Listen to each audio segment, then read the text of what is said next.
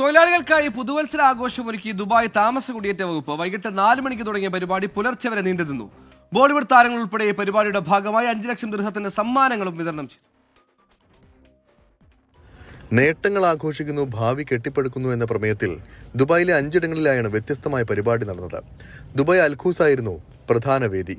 ആഘോഷരാവിന് ആവേശം പകർന്നുകൊണ്ട് നടിയും മോഡലുമായ പൂനം പാണ്ഡെ, ഗായിക കനിക കപൂർ, നടന്മാരായ റോമൻ ഖാൻ, വിശാൽ കുട്ടിയൻ, ഗായകൻ രോഹിത് ശ്യാം റൌട്ട് തുടങ്ങിയവരുടെ കലാപ്രകടനങ്ങളും വേദിയിൽ അരങ്ങേറി.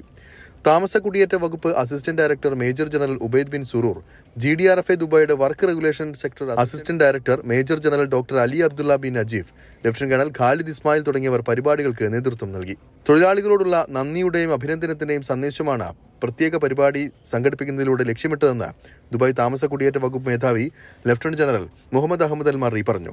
കാറുകൾ, സ്വർണ്ണ നാണയങ്ങൾ, സ്കൂട്ടറുകൾ, വിമാന ടിക്കറ്റുകൾ, മൊബൈൽ ഫോണുകൾ തുടങ്ങി 5 ലക്ഷം ദിർഹത്തിന്റെ സമ്മാനങ്ങളും പരിപാടിയുടെ ഭാഗമായി വിതരണം ചെയ്തു. 24 ദുബായ്.